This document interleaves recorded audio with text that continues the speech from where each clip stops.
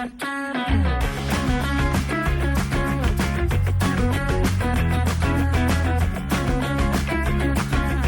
and welcome to the Claret and Blue podcast. This is our fan zone show for Aston Villa's trip to West Ham at 2 o'clock on Sunday. My name's Dan Rolinson, joined by John Townley from an airport in Switzerland, France. Where are you, John? She might be able to tell you if you can hear that. I'm in, I don't know, France. Yeah, I'm in France. Yeah, so come out of Basel, stayed in France for the game, and yeah, I said to you earlier, I went 20 minutes the wrong way on a bus back into Basel town centre, realised I was going to Bahnhof. Yeah, had to go all the other way back, and then here I am at the airport waiting for my plane back. We're doing this now, aren't we, Dan? Because I'm not going to be back till later on tonight. Saturday, different things going on, and then the game's on Sunday. So pretty much the only time we can do it, and I'm going to keep muting you when you're not speaking because we don't all want to hear airport announcements. We're going to keep this briefer than usual, I think. I've asked for comments in the mailbag, and we'll get to some of them. However, most of them are about things like the January transfer window or individual players rather than even about Basel. And especially nothing about West Ham, really. So we're going to have a bit of a chat. We'll answer a few questions. We'll do kind of 20 minutes or so, I think, and put something out there because, as you say, this is the only time we're able to catch up before Sunday. We're both very busy with other work as well. I'm editing the Christmas special like a madman, trying to make that look and sound as good as it can. We have our Hockley live show on Monday, the day after West Ham. Free tickets to that are still available in the description, by the way. What was your assessment of that one last night? Yeah, it was job done, really, for Villa. That's how I saw the game. I think for a lot of people, when the fixtures came out, they probably viewed this one as maybe one of the most underwhelming of the fixtures, I suppose, because it's kind of just over halfway. What does it really mean? Fenerbahce is coming up, and that's the big one, really, away from home. So this one was a game where we just had to win, and they did. It wasn't flashy. It wasn't special. The most important thing, especially when you're going away from home in Europe, is just to get the job done, and Basel had been on a 10-match unbeaten home run in the Europa League back in 2015. That's when they last lost to Belenenses of Portugal. So, yeah, they're strong at home. 7 home matches won as well in this competition, and Villa go there and win 2-1. I was a bit disappointed with how we went into half-time because I think for 25 minutes they did not lay a glove on us, Basel. It wasn't like Feyenoord or even Go Ahead Eagles, where the crowd was up and it was like quite, a bit of a daunting prospect to sort of get over that, if that makes sense. But Basel is relatively quiet. It's a nice stadium. It just felt nice. And Villa, when they scored early, I thought, okay, we should be able to see this game out relatively comfortably. And we didn't. Going into half-time, I wasn't angry, but I was very frustrated because these are the sorts of games where we need to get over that. I see other teams in this Europa League wipe the floor with, for example, Lyon winning like 6-0 at Maccabi. So we've got that in us, but when we make changes, it kind of, to me, just signifies a bit of we should be able to get over the line in this game. And we did, which is fine. So kind of two elements. I think in the knockout rounds, we will be a different kind of team in this competition. So for that reason, I'm not too worried. But at the same time, we can only review on what we're seeing, and I don't think we are playing particularly well away from home in Europe. But as I say, 8 changes. We've still won the game, so you can only be positive, really. So yeah, those are my thoughts. And again, 14 wins out of 16, is it now? It's pretty mental. Little run that is. Our longest winning run as a top flight side in 111 years as well. So it's it's hard to be negative, really. There's a comment in the mailbag from Dave. Says, sorry to mention Dan Bardell, which I quite like as an intro, but I saw him wearing the black away kit and it reminded me I've not seen it in weeks. Have Villa binned it now? Because I don't see us winning. I haven't seen us winning it this season. Will we play in black on Sunday? I think the reason why we didn't play in black. No, not the bloody airport tannoy. If we played in the black kit, it would have clashed with the Basel shirt. Yeah. It's quite deep. It's like a navy blue, right, and a deep red. So, by the way, the Basel badge I really like. Do you? I hate it. Do you? Yeah, I always come at these things though from like a graphics point of view. That putting the Villa badge and that badge next to each other when one's got a big yellow football on it just looks naff. But when I saw some like training shirts that they had, and it was like just like a blackout version of it, and it would just have the FCB or something, and it looked nice. So, and I like that colour scheme as well. It's not far off Villa's, I suppose. Well, I think we'll probably wear black on Sunday, so the cursed kit might be making a comeback. You'll know from Villa's like social media graphics and stuff, they use the colour scheme of the kit we're wearing. So if everything, if all the graphics are black, then Do you think? But we can probably wear navy shorts or something. Yeah, I suppose. Maybe black shorts and the white kit. I don't know. We'll see. Who cares, really? Just funny comment from Dave. Let's do a couple of non-West Ham points before we come back to it. Let's go to the mailbag. Okay, this is from Nadine in Derry. I listened to the show while looking for my passport, or hopefully not every single episode you do that. They say, I was listening to an interview with Matty Cash where he was asked if he had any offers to leave Villa in the summer, and there was a Premier League and a European offer. Is there any info on which teams these were? I don't recall seeing many, if any, links in the summer. I would guess Nottingham Forest, but the Premier League linked club and Atletico have been interested in the past. Curious if I missed the links or if John knows, or can he even say? Just a kind of wider point, I suppose it's the redemption arc of Matty Cash that in the summer I think most people would have been like, yeah, just sell him if there's a decent offer. And some people might still think like that, but he is one of the players of the season this year and has had a real kind of an upturn, to the point that I saw a social post saying that we must have signed Matty Cash's twin brother in the summer and this one's actually good at football because he's having a great season. Yeah, a bit harsh, I think. But I understand what he's saying. That's Twitter improved. For you. Yeah, Twitter for you. I think he's probably our player of the season so far. He's been very consistent, and even when we weren't playing well, I think he was still playing to a high level.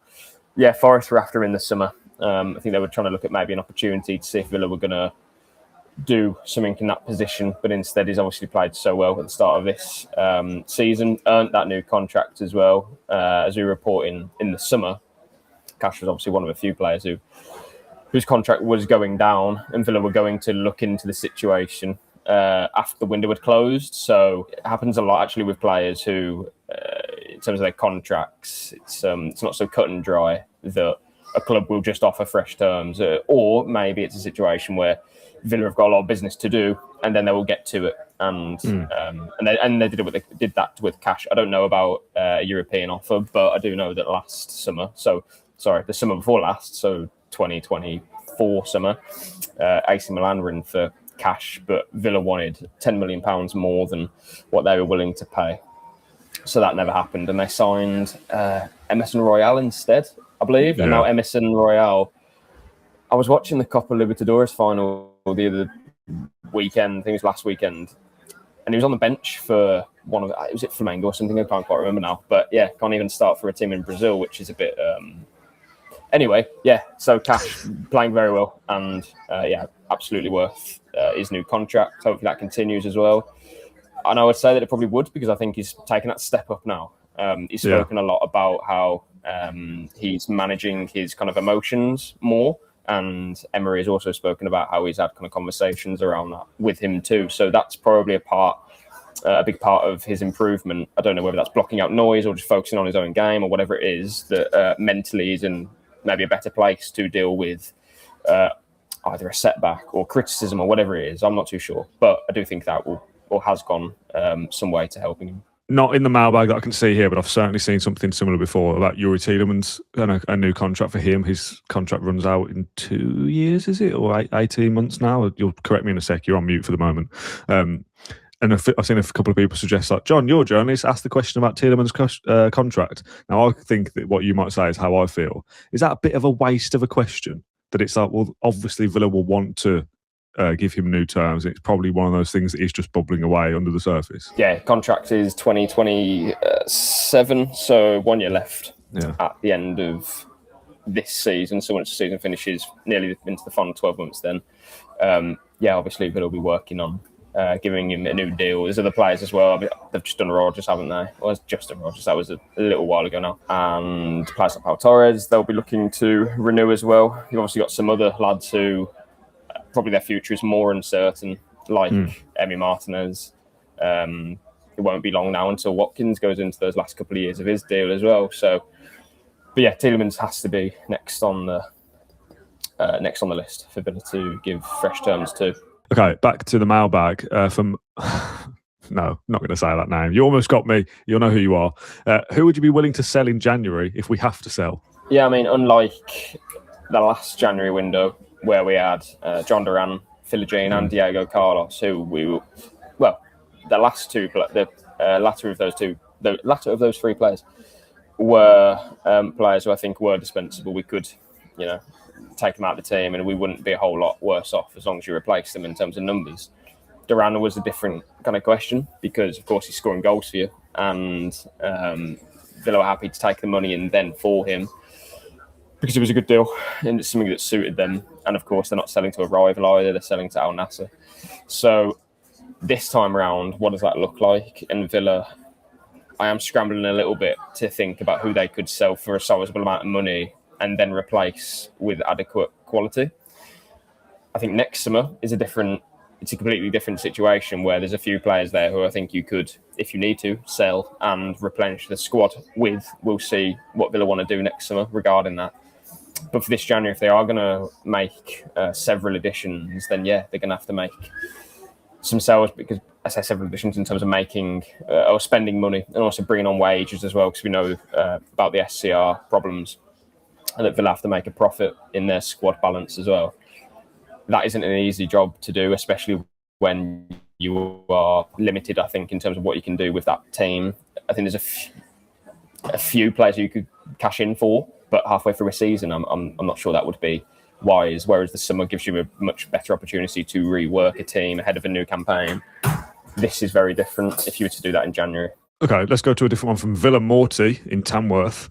How excited should Villa fans be about the signing of Alisson, who doesn't actually start for Gremio, considering we've spent most of our recent youth signings out on loan? I don't know much about him. I saw Bardell did an episode with Tim Vickery that's done well. And I think from the comments, it doesn't sound like Tim Vickery rated him at all. And it was a bit of a crash down to reality for, don't get too excited, Villa fans.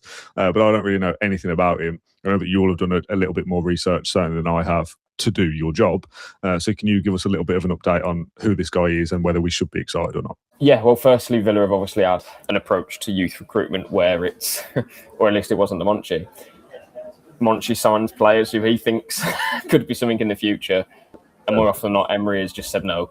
Nedeljkovic, Ozcan as well, those players are now, well, still Villa players, but will not be in the future. So, yeah, for that reason, I think automatically you would look at Alisson and think that maybe he could have a similar fate.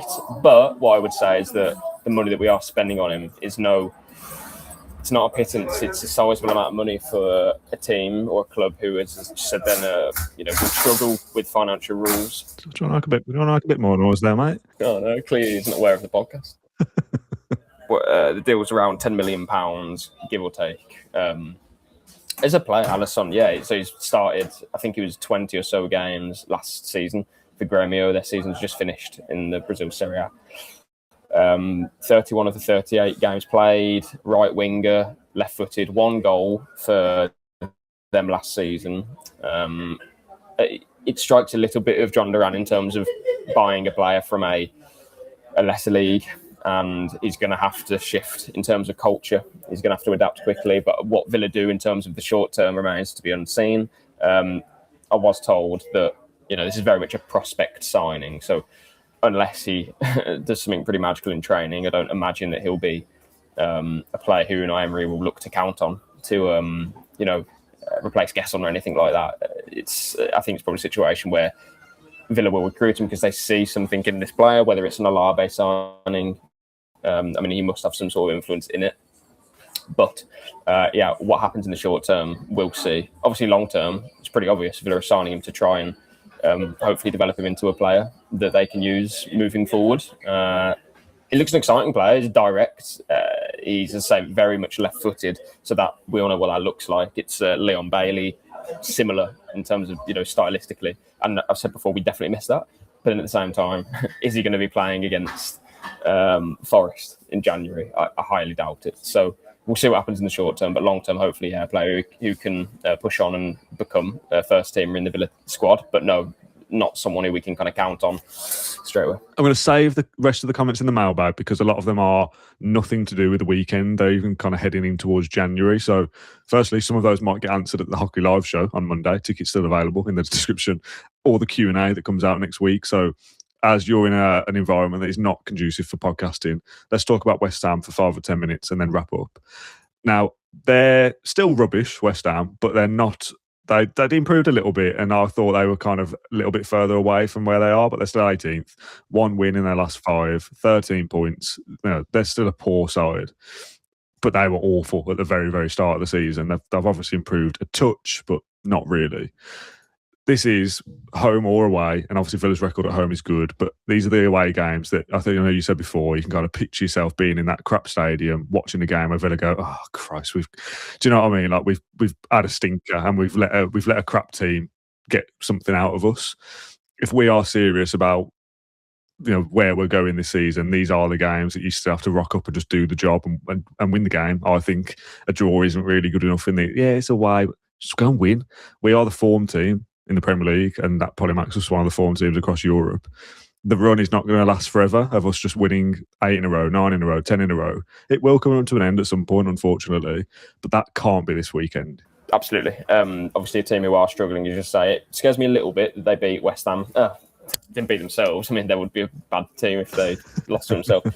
They beat Newcastle, didn't they? 3-1 at home. So they've won 2 of the last 3 home games. They lost to Liverpool in the last home match. I worked out the other day, because I've got a sad life, that Villa need around 11 more wins to hit the sort of mark where top 4, top 5, essentially over the course of a season, if you're going to get those positions, you need to get around 70 points, right? So Villa need 40 more points, and 11 wins would be 33 of those points. So if Villa can chip away, if we can beat West Ham, I would then be in the zone where I'm thinking, okay, 10 more wins. Do you know what I mean? Now it's not so much for me looking at West Ham as just a game of, this should be a good win, and let's see where it kind of where those 3 points, what that does for us coming into the season. No, now we know we can kind of work out, because we have had such a good first third, or more than that, of the season so far. Hopefully it's a good first half. This win against West Ham, then it chips away at that winning target for me. So, as I say, 11 more wins has to be the target for us to get in top 4 or 5. Take one away, then it's 10 more. And then if you were to beat Man United, 9 more. If you win 10 more games, there's a high chance you're going to get around 70 points. So if we can win this weekend, that's what I'm thinking about. And I'm sure that if we do win, you'll mention it on the podcast of this was what we were talking about in the preview. So, as I say, 40 more points is what Villa needs to hit 70. There's like this theory behind that, if that makes sense. Whereas a few weeks ago, we would be sitting here saying, well, Villa needs to just get 50 more points. And it's like, well, it's a long way away. And so is 40 points. But you can tell that when the wins start to come, that target becomes more achievable. Let's talk team news a little bit. Obviously, there will be some kind of press conference from Unai Emery, but you won't be there and the press won't be there. It'll be filmed by Premier League Productions, as we often say, and it'll be a very short, brief thing. There is doubts over Pau Torres and Emi Martinez, though those are the 2 biggest players to be concerned about. Now, when you're listening to this, Emery might have said, they're both fit for the weekend. I suspect, as he often does, he will say, we'll train on Saturday and we'll make a decision for Sunday. And I say that every single week, but so does Emery. Do you think they'll be available? Was Thursday just a precaution of they don't need to be involved in this because we hope we'll still win, but we'll see them both come back in for the game against West Ham? I'll get to both players. So, obviously, I asked Emery after the game against Basel about both and their possible availability for the weekend. He spoke about Martinez much more than Pau, should we say. And as you say, they've done all wait. I mean, we won't wait, but please look at whatever we've reported later this afternoon on Friday in terms of if Emery has said anything else. But Martinez, it's the same back issue. So I wouldn't be surprised if he was happy to play against Arsenal and felt, pretty much fine to do so. And then he's thought, okay, well, it's Basel away and I'm not feeling 100% fit. So Bizot can play that game. And as it's proven, we've got out with a win and we don't have to play Martinez through pain in that match, do we? Against Arsenal. Different story. And then for West Ham, again, we'll see how Emmy is and how he feels. And that will be on Friday training, Saturday training, whether he rests in those days. And then on Sunday morning, he feels fine to play. So we'll see. In terms of Torres, Emery didn't really want to touch on it. So all he spoke about really was that Lindelof and Konsa are now the centre-backs that he has, and that Bogard can also play left centre-back if needed, which, doesn't sound particularly encouraging, because he's almost saying that as if, like, for now, this is the case. This was after the game as well. So, we'll see about Powell, and that would be my worry as well. I must say that I think Lindelof was superb against Basel, and he's definitely proving a shrewd addition, to be honest. He's been very versatile for us. He's covered a few different roles, some better than others, but having that versatility is very important, because we've spoken before how we didn't like Thiago Carlos playing left centre-back, for example.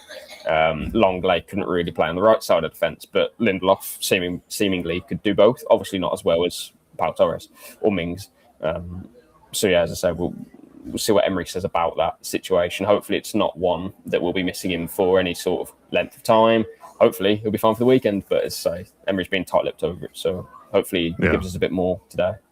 And that's kind of the thing that possibly those that are listening to this know more than we do at this stage, because they'll have heard Emery's quotes. We'll end with a score prediction, John, because I'm keen just to wrap up and let you not miss your flight. Would be a start, wouldn't it? And get away from doing a podcast in an airport. How do you think the game's going to go? Is it as simple as, Villa are on such great form and West Ham are rubbish that we should win, or are you going to be a bit more cautious than that? Score prediction, I would say, I think Villa will.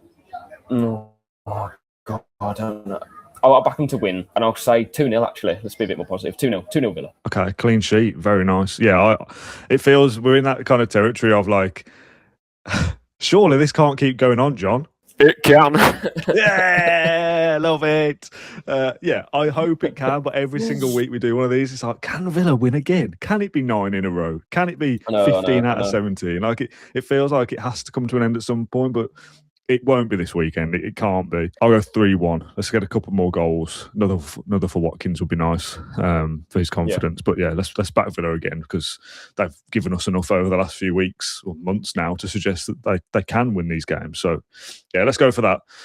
Right, John, thank you for joining me. Appreciate it. Go and catch your flight. Get home safely. Next episode will be the post-match show on Sunday afternoon. That will be myself and Matt Lynch will be joining me for that one. So do join us on Sunday afternoon. I'll also be doing a Q&A on Monday morning with Rob Warner. So a couple of guest appearances on the next couple of shows to get some different voices. Our live show at Hockley is Monday night. There are still tickets available for that. So if you want to come and see us and have a chat about all things Villa, please do. And our Christmas special and other little bits and pieces that I won't say for now are coming, and we are very, very, very, very excited about them. So do stay tuned to the Claret podcast wherever you're listening, and we'll catch you on the next one very soon. Bye-bye.